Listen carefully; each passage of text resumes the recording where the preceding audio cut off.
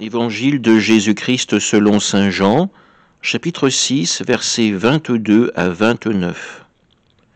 Jésus avait rassasié 5000 hommes, et ses disciples l'avaient vu marcher sur la mer. Le lendemain, la foule restée sur l'autre rive se rendit compte qu'il n'y avait eu là qu'une seule barque, et que Jésus n'y était pas monté avec ses disciples, qui étaient partis sans lui. Cependant, d'autres barques venant de Tibériade étaient arrivées près de l'endroit où l'on avait mangé le pain après que le Seigneur eut rendu grâce. Quand la foule vit que Jésus n'était pas là, ni ses disciples, les gens montèrent dans les barques et se dirigèrent vers Capharnaüm à la recherche de Jésus. L'ayant trouvé sur l'autre rive, ils lui dirent « Rabbi, quand es-tu arrivé ici ?»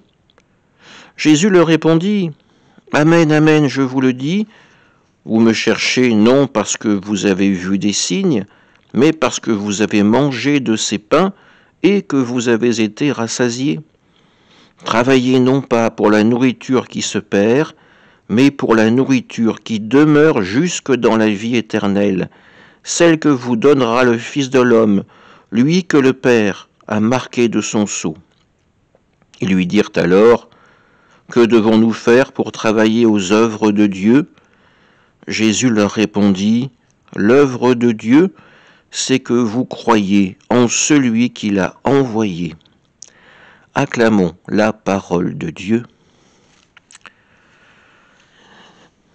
Ces hommes, ces foules suivent Jésus parce qu'il les a rassasiés, parce qu'il leur a donné de la nourriture, une nourriture terrestre qui a pu refaire leur force. Alors ils suivent cet homme qui peut les nourrir. Ils seraient même prêts à en faire leur roi, un roi qui pourrait satisfaire à leurs besoins, à leurs demandes terrestres. Mais Jésus leur dit que la véritable foi, c'est de croire en l'envoyé que Dieu leur a donné, non pas simplement pour des signes matériels, mais pour entrer dans une véritable alliance avec le Seigneur, une alliance basée non pas sur des intérêts terrestres, mais sur un véritable échange d'amour, de confiance et de miséricorde. Jésus nous invite à avoir cette démarche d'abandon dans les mains du Père, à ne pas nous soucier de quoi demain sera fait, mais simplement à accueillir l'amour que le Seigneur veut nous donner. Cet amour nous comblera, il nous permettra de faire le chemin pour le rejoindre. Alors oui, essayons de débarrasser nos vies de tout ce qui peut l'entraver et de nous concentrer sur l'essentiel, la foi au Christ. Amen.